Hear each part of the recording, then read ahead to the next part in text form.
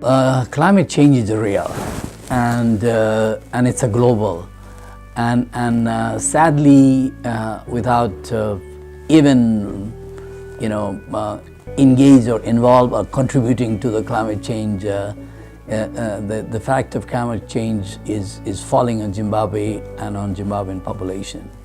So there's a realization across the globe that climate change is affecting our lives and livelihoods, and it's something that we mitigate against, be it longer periods of droughts, be it floods affecting the country. And so there's a real realization that we need to do something to both help the communities as well as the governments, the institutions, to be able to mitigate the risks and the impacts involved in this.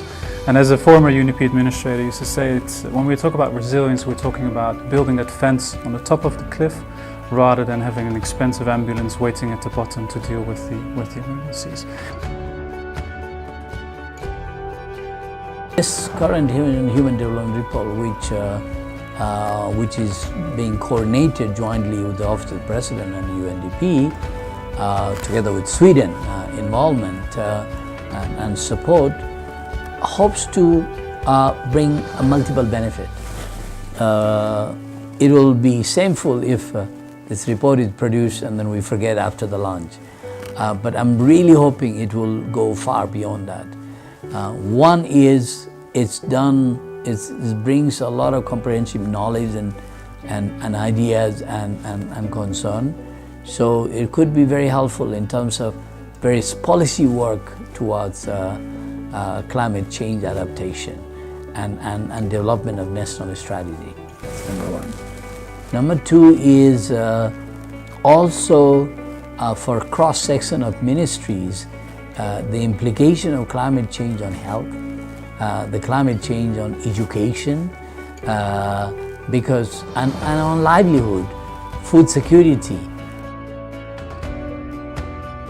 We also had several objectives in producing this Human Development Report for Zimbabwe. One is to use it as a tool for mobilizing resources. Secondly, we also had the objective of using this to influence policy making on climate related issues as well as human development related issues. And finally, we also feel that it is important to integrate climate change related issues in the broader development agenda in Zimbabwe. So this is a research piece for us. It's a policy, from a policy angle, it allows us to look at what is the lessons learned that we see in Zimbabwe, what are the challenges, and what are some of the ways in which to overcome those challenges.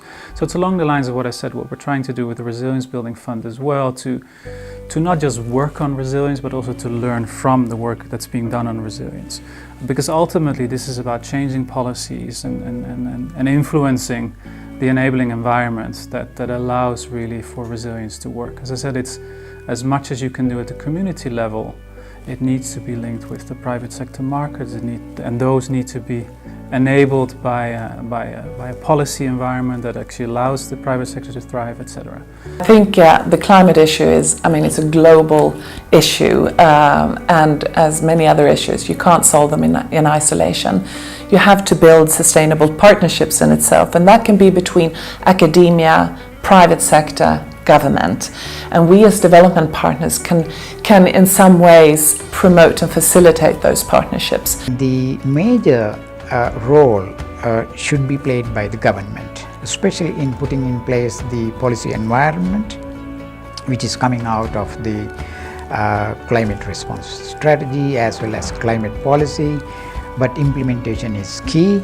At the same time, all other stakeholders, we the United Nations as well as the donor community and the private sector, should support that process by undertaking their own initiatives and also supporting the government initiatives. The launch of the report today is only the first step, and we expect to have a broader dialogue with the key stakeholders immediately after this event, and then have some discussion with the youth in Harare, and then later on we want to continue this dialogue with the people through media.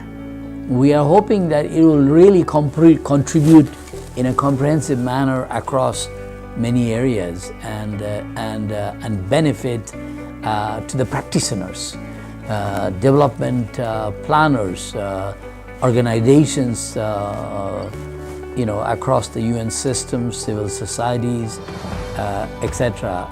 Because it has brought in a lot of knowledge and evidence-based information within the National Development Plan.